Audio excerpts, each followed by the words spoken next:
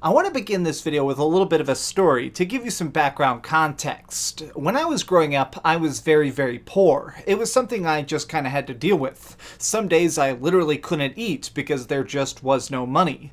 But it was something that you just kind of dealt with because you didn't realize you were broke until you saw people who actually had money. Well, there was this kid up the street when I was little who I was best friends with. His name was Matt. Well, one day, suddenly, Matt's grandfather died, and Matt himself ended up inheriting a good chunk of money. This is a true story.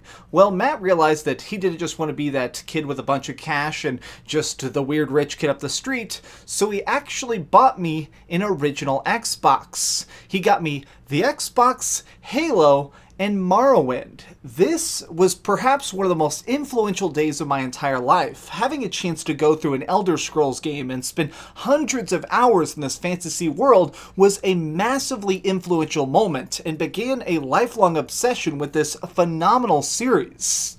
What's up gamers, DreamcastGuy here, and today I actually want to talk about the Elder Scrolls cell phone game, because it just came out and it's got some really big issues with it. And I say this as somebody who's a massive, massive lover of the franchise. So it looks like the newest game is actually a cell phone only entry. It's currently actually going into an early testing phase on Android and iOS. Now, I'm not somebody who normally likes any sort of mobile games. It's just not really my cup of tea.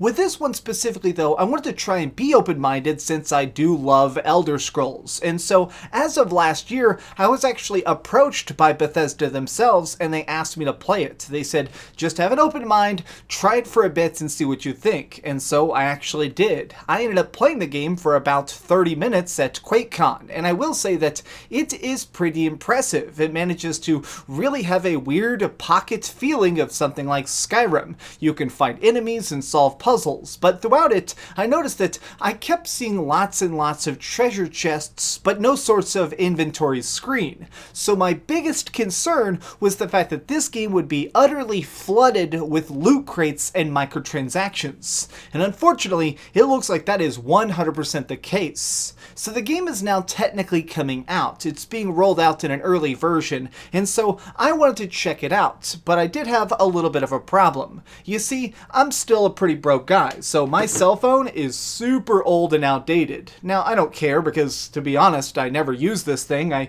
basically tweet out funny pictures and that's about it.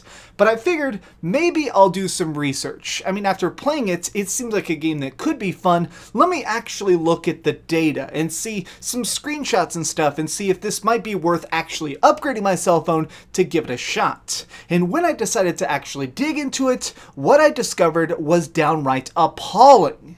So it looks like the Elder Scrolls Blades is going to be one of those games that's basically free to start. After you initially install it, apparently you can actually go through a lot of the early dungeons completely for free. Going through them, you can actually fight stuff, level up, have some fun, but there is an issue when you reach its conclusion. The ending of each dungeon, you'll see a series of treasure chests. Now, typically this is something you consider a very good thing. Maybe you'll get a cool upgrade or some mighty magic, or something that can help you shield yourself against that next boss that you're going to be tapping the screen to fight. Well, in Elder Scrolls Blades, you actually need gems to open these. Now, there's actually two ways to earn gems. You can either wait a long series of time, or you can pay actual cash. Now, here's my big issue, and the thing that's actually just pissing me off, if I'm being honest, it's the fact that these gems are very, very pricey. In order to actually buy stuff, the better the treasure chest,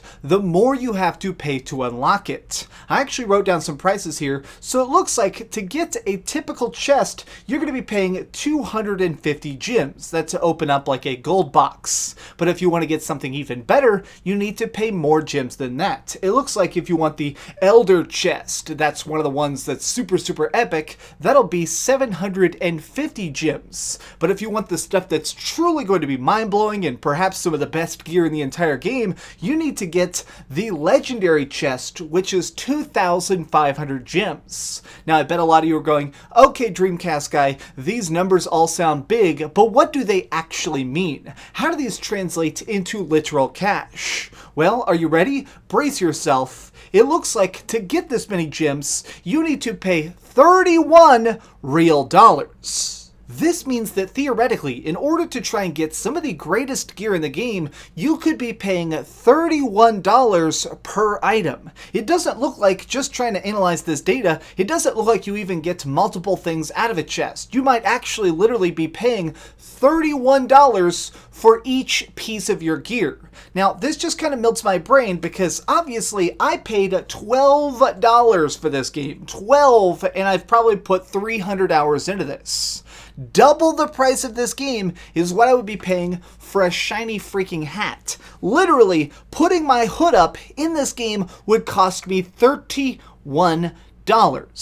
Now let's just be fair here, not every person that plays a cell phone game is trying to be the best of the best. Most people are just going to be trying to do the baseline experience. How weak can I be and beat a dungeon? Let's be fair and think about that. Even still, it means that you'll very likely be paying $3 to $5 for every single dungeon you beat and actually want the loot from.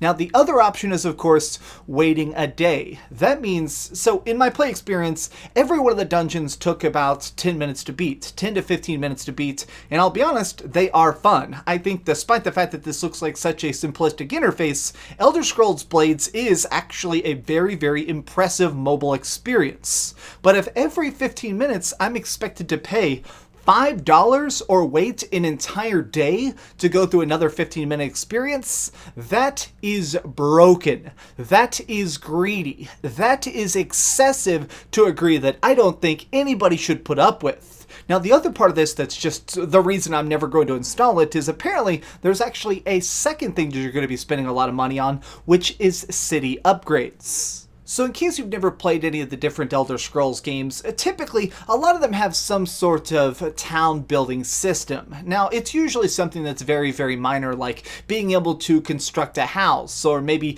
upgrade a certain city's economy, but it's something that is actually a cool part of the world building. It makes it where you, as the hero, do more than just slay dragons and smash goblins. It sort of gives you a more hands-on way to actually help the city's people. Well, this actually has a system like that. It allows you to actually go into the game and systematically upgrade particular buildings. But getting lumber is gotten through one of two ways. You can do quests, and if you're lucky, you'll actually get some lumber as rewards. But for the most part, if you want to upgrade buildings, you're once again spending those gems, the ones that are very, very overpriced. At this point, I think you're beginning to notice the fact that there is a very heavy underlying theme here. Elder Scrolls Blades is meant to be a microtransactions sinkhole. Now, the reason this specifically really annoys me is, A, of course I like the series, but other than that, I'm actually super annoyed because specifically, the developers have been dropping lots and lots of hints that eventually they want to try and bring this to other platforms. Maybe make a PC version, even if it is very limited, or bring it to things like the Nintendo Switch. Why would you bother making a game that is going to be basically unplayable if you're not constantly swiping your credit card? This is something that is an abuse of the fan base. It is basically trying to find people who are A, trying to be the most strong in it and will spend the most, or B, you're trying to find casual gamers who have never played an Elder Scrolls and think that this might be something they should get used to. I mean, that's perhaps the thing that really angers me the most is you have to really just sit back and realize that for millions and millions of people out there, this will be their first ever experience